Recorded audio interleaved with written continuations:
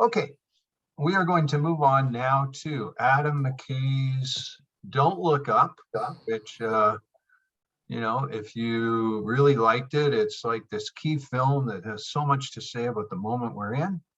Or if you didn't like it, it was just kind of slapdash and, Hollywood liberalism at its worst. I'll start off by saying I definitely liked it better the second time. First time, it did seem all over the place to me and very scattershot.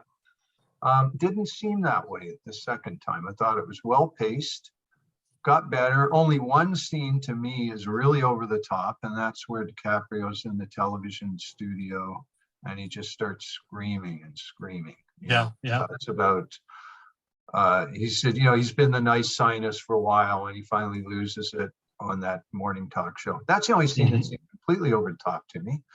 And there was a bunch of stuff that I liked that I'll get to later. So first time, I was kind of, I didn't hate it, but then second time it got better for me. I thought it was too long, but that's usually what I say. It's long. 2.5 hour movie. We watched The Last Duel yesterday, and it's 2.5 hours long. The trick with that one is it's kind of like Rashomon. It's the same story is told 3 times by 3 different characters. So it seems more like 3 45-minute movies than it seems like. That's the one with Adam Driver, right? Yeah. Okay. I didn't really appeal to me. Yeah. No, it's in our weekly geezer movie. And so I said, I don't get to decide. She picked it, but it was okay. Lee Scott doesn't always do it for me, but that's okay. Anyway, the point was it was very long, but I forgot that it was long because it was cut up and then those kind of things. This one you don't forget. It's long. Yeah, it's long, and I don't know. I don't want to watch it again. I liked it okay, but I don't want to go back and figure out what I think should be left out.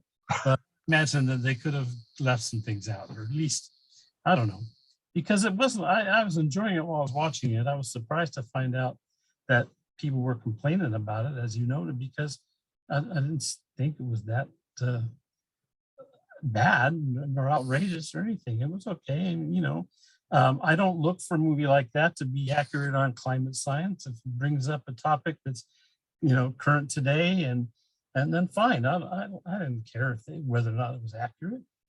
I was reminded of a couple of movies I was reminded of. One was Melancholia. Lars von something on that. Absolutely. With Kirsten Dunst, actually.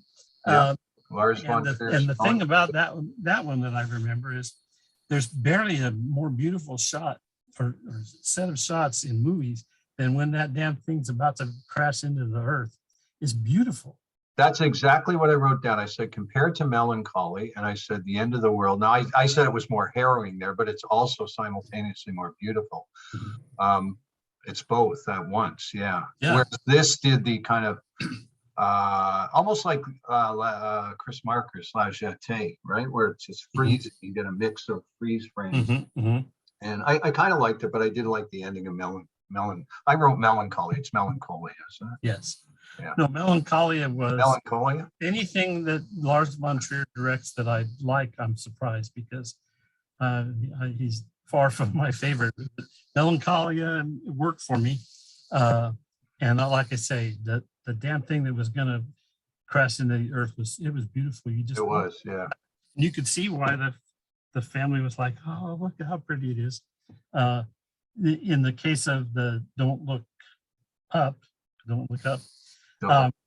that dinner, the family dinner that closes it off. And it was like, oh, look at this. It was a similar thing. It was like, well, life's going to go on for the next 25 seconds. Isn't it sweet that the family's finally together? And oh, that's okay. I didn't find anything about the movie so important to have a serious opinion about it. Oh, I liked Jennifer Lawrence in anything, so I was glad that she was there. And I liked Mark Rylance's character, the goofball billionaire who invents things. I had no problems with it. except that it was kind of long. And I have to add, because I'm not a super fan, but I don't mind her, but Ariana Grande absolutely ruled. And I don't know if you know this anecdote, but she apparently improvised a lot of the lyrics in that last song. The one where she says, Yeah. Something like, get your head out of your ass into the goddamn scientists. We really fucked it up. Apparently, when they were planning it and writing it and stuff, she was like, I think we should talk about this. And so she goes out there and sings up a storm, as she's able to do. And I just thought, and of course, she had that bizarre hair, and I thought it was hilarious. And I'm going to say one good thing about her and one thing that's not as good. I actually didn't like that song. I know you liked it a lot because you posted it separately. I didn't care for the song, but she actually had, I thought, possibly the funniest line in the film. And it kind of spoke to something I was feeling as I was watching it, because, to me, I don't know, I still think of Leonardo DiCaprio as a young actor, but he's not anymore. And he's got teenage sons in this. And I like where he tried to commiserate with her about her breakup, and she said, mind your own business, you old fuck. I wonder if she improvised that, because it was great. I just find it entertaining that someone who's not an actor, she's in there because she can sing, and she's comfortable enough with the job that she's like tosses out some of that stuff. Why not? Really, Yeah, she was effectively spacey and sort of out of it. So actually, you just addressed a couple of things I did want to bring up, because you were saying it's a film that you basically enjoyed, but you don't think it's worth having a serious opinion about. That was one of my questions. Is this film, is it rooted in, anger and strong feelings on the director's half, or is it just a film that's there for laughs? Or is it both? Does he try to be angry and miss the mark? And I don't know. I don't know either. When I looked, see what I'd seen of his, not much, because he directed a lot of Will Ferrell movies and stuff in the old days. And yeah, Will Ferrell, but those aren't movies I usually even watch. The only two I've seen are The Big Short, and I saw I wanted to call it Dick, but it's not Vice. Mm-hmm. Well, I have to say, just I don't know much about him. Yeah, I could tell in some parts of this movie that it was meant to be funny. It was funny some of the time. I don't know why anybody would take this movie seriously as a comment on climate change, as a comment about how people are reacting, the people who have their head up their ass, and the ways that the president screws everything. All that stuff was quite accurate, quite timely, and on target, I thought. So again, I don't want to make it sound bad. I liked all those parts. Okay. 2.5 hours of it, I don't know. And that's another question I had. You mentioned climate change. The film, as many people pointed out, it seems to be halfway between being about climate change and about COVID, to the degree that everything to do with the administration was kind of Trump's response to COVID. Do you think it would be a stronger film if it settled on one of them instead of trying to throw these two separate things together? Or does it even matter?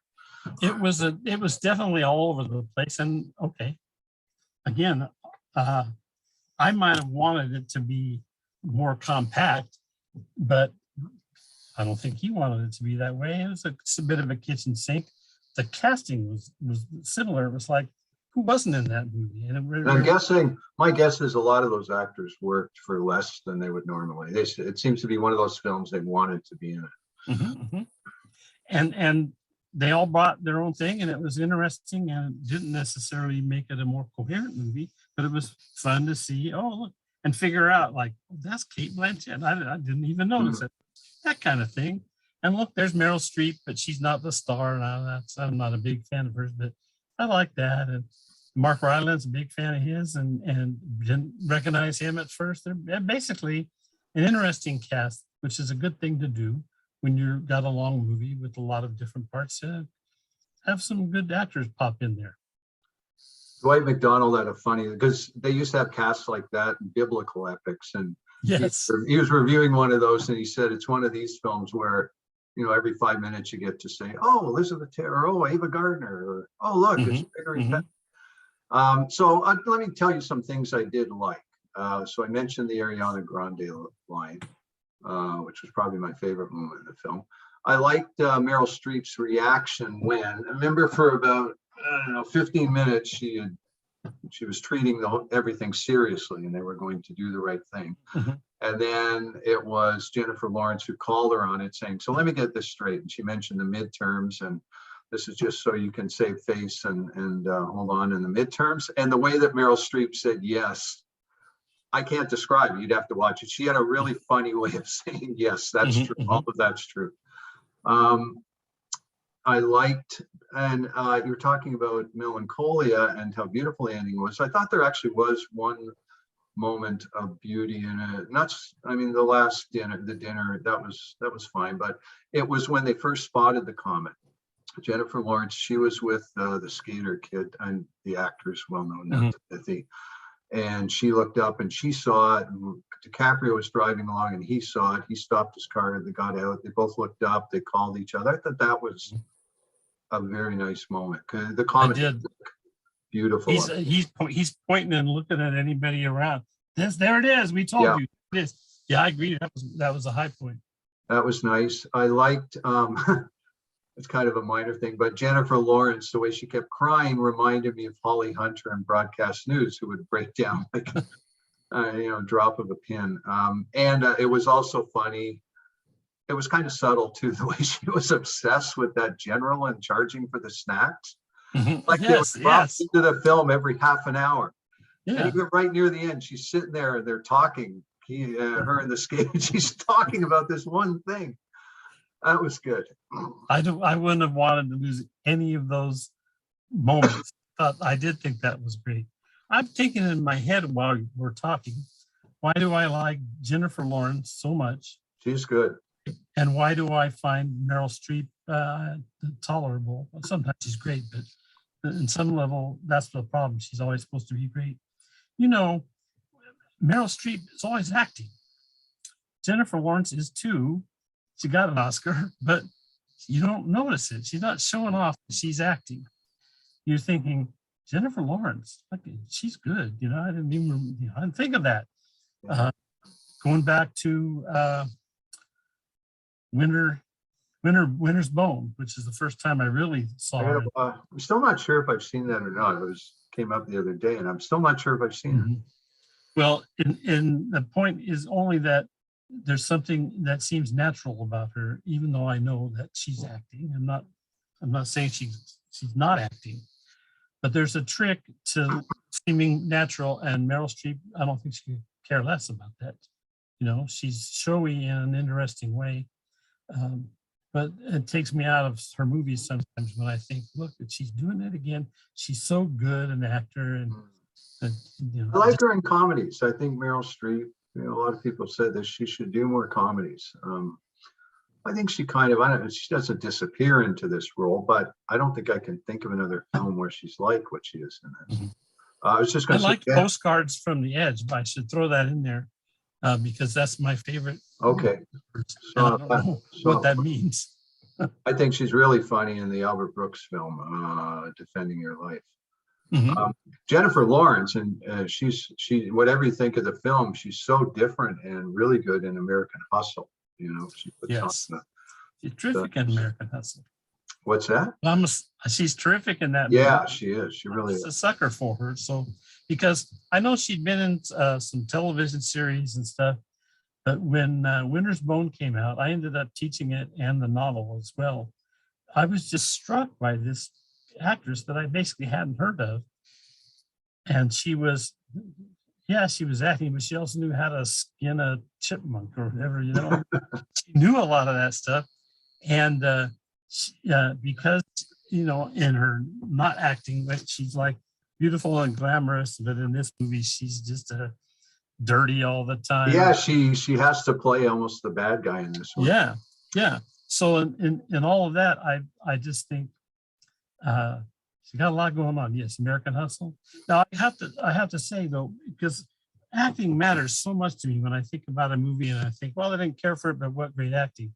And Yeah. yet I rarely think I want to watch that movie because some favorite is in there.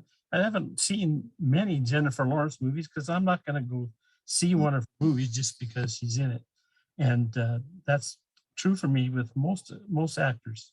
No I don't matter know. I reached that point with a few actors where I will go see actors and actresses where I will go see a film specifically because Mhm. they're in it. I think I was that way with Philip Seymour Hoffman for a while. I'm kind in a way, I still have many of her films to see, but I'll watch almost anything with Julia Roberts if I'm in the right mood. I just like her. Denzel Washington to a degree. I got to mention another thing I like. I like the way it was set up. I like the punchline.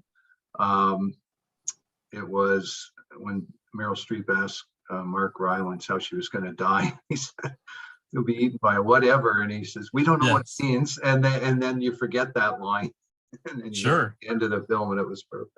Oh, that was excellent. The whole little thing, Yeah. and when you realize that everybody on that ship is totally rich and how they got to be on it, and no, I thought that and the Jonah Hill little Jonah Hill. My favorite Jonah Hill was where he was gloating over putting the bag over her head.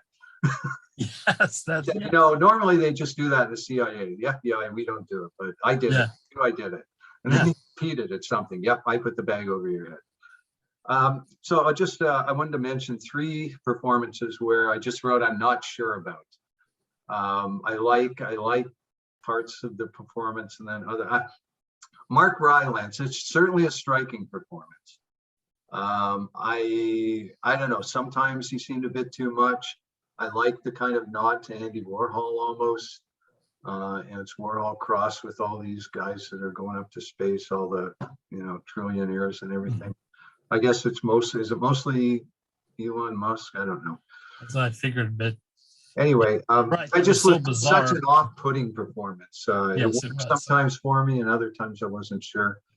Wasn't sure about DiCaprio, who I have liked in some films a lot, and then others, I don't know. He's a little pudgy in the face. Maybe that was specifically for this film. It didn't really seem like him. The panic attacks and everything. I just didn't know what to make of his performance. And Kate Blanchett, who I've liked a lot in other films, I didn't know she was too much over the top. Playing a kind of fox. Not really, because she was very intelligent. When she talked about her background. Those 3 performances, I don't know. I'm not sure. I think that because there's a common thread in there, which is the excessiveness of what they're up to in all those cases. I guess in Leo's case, it was more like you say, he kind of disappeared in a way that wasn't all that gripping. But yeah, with Kate Blanchett, I have to say that although I'm sure they got a lot of freedom, they're top actors, but the director had to be saying, okay, well, we've got this part and you're going to be a Goonie, whatever, Yeah. And so it's just in general, if a movie is full of good acting, I say congratulations to the director, and especially with kids, because kids are hard to deal with.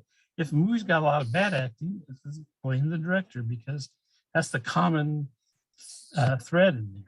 I guess the casting director too, if you have one that's really well cast. There was variability in the stuff then, but again, there was so many parts played by people we know, and Mark Rylance was having fun.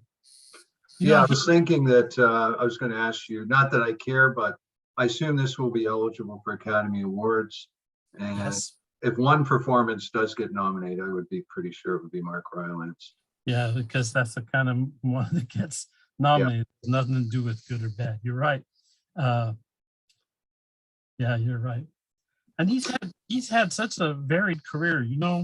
He's frequently he doesn't, you don't recognize him because he'll have different hair or whatever. I'll have friends who saw him on stage. They said, "Oh man, he's brilliant when you're 2 feet away from him." He made that movie. I can't remember. It might have been called 9 Songs, but it was a movie with unsimulated sex, and he was like the main guy character. So he's got a movie out there where he has sex all the time. Okay. That's a broad range of stuff. The only film I know him from is the Spielberg one, Bridge of Spies. Is that Yes, it? Bridge of Spies. Mhm. Well, he's going to be Sir Mark Rylance someday, I imagine. Doesn't that seem like the sort of thing that happens? Yeah. Okay, so anyway, I think that's a good overview of both films, which we will Okay. hear from at Academy Award time. I'm sure that Power of the Dog will be up for and may win Best Film. I don't know. I still got to watch that. It's Japanese Drive My Car. Yeah, I haven't seen that one either, and yes. I've got to watch that, and I also, my brother got me a net, which I haven't. I got to still have to catch up on many films, but Drive My Car is the one I really want to see. So that was great, Stephen. I'll hand this over to Scott, and we will be back. Scott.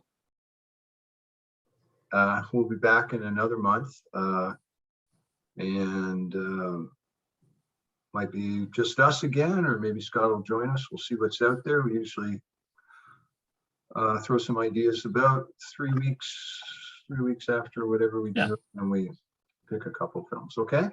Great. Okay. Take care, Stephen, and I'll be talking to you soon. Bye-bye. I'm going to stop the recording. Yes. Just signing off for What They Said. Stephen and Phil, stay home and watch movies. So long, everybody.